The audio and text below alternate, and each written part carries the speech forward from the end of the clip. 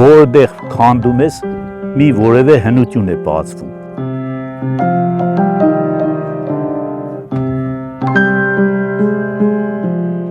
Մեր սովորական աշխատավոր գյուղերից է Անի համայնքին բնորոշ հարուստ պատմական ժառանգությամբ Գուսանագյուղը։ Այն հնագույն ժամանակներից եղել է բնակեցված, ինչի մասին վկայում են նախնադարյան բնակատեղիները, դամբարանադաշտերը, կիկլոպյան ամրոցներն ու միջնադարյան հուշարձանները։ Պատահական չէ, որ պատմաբաններն ու հնագետները Գուսանագյուղը համարում են Շիրակի մարզի ամենահարուստ պատմամշակութային կենտրոններից մեկը։ Գյուղի տարածքում պահպանվել են նախնադարյան, նախաքրիստոնեական եւ քրիստոնեական ժամանակներին պատկանող բազմաթիվ հուշարձաններ, կարասային թաղումները, բրոնզեդարյան դամբարանները, բնակատեղիների հետքերը եւ կիկլոպյան պարիսպները վկայում են, որ այս տարածքը հազարամյակներ շարունակ կարևոր դեր է ունեցել տարածաշրջանի պատմության մեջ։ Մեր պապական տան բակում տուն կառուցելու ժամանակ հայտնաբերեցինք մի գերեզման, սալերով կառուցված գերեզման, որի մեջ թաղված էր մի միջին աշճանի զինվոր, որի վզի հետևի մասում թրով կտրած էր, ոսկորի վրա երևում էր հետքը, եւ մի երիտասարդ կնոջ դիադ էր հետը թաղված, գլուխը ծագած։ Ասում էին, որ դա մոտ 3500 տարի առաջվա թաղում է, ավելի ճիշտ բրոնզեդարյան թաղում էր, որտեղ բոլոր զենքերը, վահանը,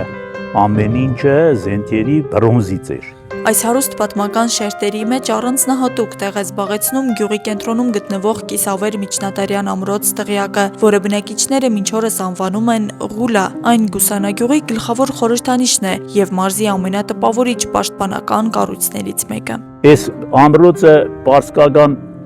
հենատետ է եղել, իսկ ժամանadin Բաղրադունի թագավորները այստեղ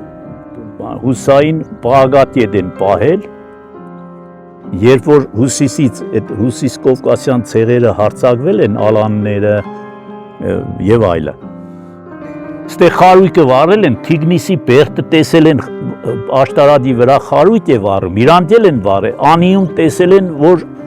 հարձակում կա, ստեղից Անին չի երևում, բայց Թիգնիսից Անին երևացել է, երևում է ավելի ճիշտ։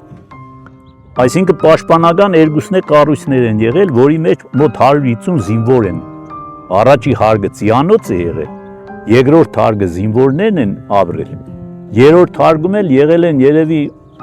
համապատասխան պահեսներ, բաներ այդպես։ Ժամանակին հենց նրա սև քարե դռներից է ըստ ավանդության առաջացել է գյուղի հին անվանումը։ Դուրն էլ եղել է սև քարից, դրա համար Ղա փլի է, սև դուր։ Թուրքերը, որ եկել են 1604 թվին մեր գյուղը գրավել են,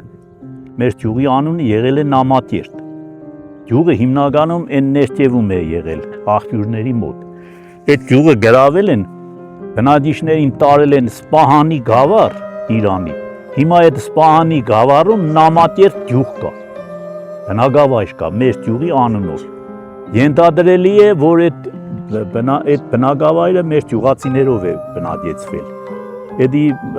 ակադեմիկոս Մարնել է ասել մի առիթով, որ Նամատերտ գյուղ կա Սպահանում։ Ամրոցի կառուցման ժամանակաշրջանի շուրջ մինչ օրս գիտական բանավեճ կա։ Մի շարք պատմաբաններ այն վերագրում են Բագրատունյաց թագավորության 10-ից 11-րդ դարերին համարելով Անիի պաշտպանական համակարգի կարևոր հենակետերից մեկը, որը վերահասկել է դեպի Թիֆլիս տանող առևտրական ճանապարհը։ Սակայն հայ ճարտարապետության մեծ հետազոտող Թորոս Թորամանյանը այլ տեսակետ է ներկայացրել։ Նրա համոզմամբ ներկայում պահպանված ամրոցը կառուցվել է ոչ շուտ քան 12-ից 13-րդ դարերում Զաքարյան իշխանների օրոք, սակայն ավելի հին կիկլոպյան ամրոցի հիմքերի վրա։ Թե այս երկու տեսակետերից որն է առավել ճշգրիտ, այսօր վերջնական պատասխան չկա։ Համալիր հնագիտական պեղումներ այստեղ մինչ օրս չեն իրականացվել, իսկ գիտական ուսումնասիրությունները սահմանափակվել են առանձին դիտարկումներով։ Ես խնդրում եմ համապատասխան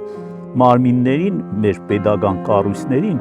որ կազմակերպեն Գուսանագյուղի հուշարձանները պեղումներ անեն, պեղումը սկսեն։ Տասնամյակներ շարունակ ամրոցը մնացել է առանց պահպանության ու ուսումնասիրության, սակայն բնակիչները վստահ են այն արժանի է վերականգնման եւ պետական ուշադրության։ Այս վերջի համայնքապետը, Անի համայնքապետը շատ խոստումնալի երիտասարդ է։ ահատին հետևում է։ Գուսանագյուղի ամրոցն այսօր էլ հետաքրքրում է զբոսաշրջիկներին, որոնք այցելում են այս պատմական վայր։ Սակայն գյուղում վստահ են, եթե տարածքը պատշաճ ուսումնասիրվի, պահպանվի եւ ըստ արժանվույն հանրահռչակվի, այն կարող է դառնալ Հայաստանի քարե գոհարների շարքում իր արժանի տեղը զբաղեցնող եւ հազարավոր այցելուներ գրավող պատմամշակութային կենտրոններից մեկը։ Աստղիկ Խաչատրյան, Խանոմ Անիսյան, այսօր։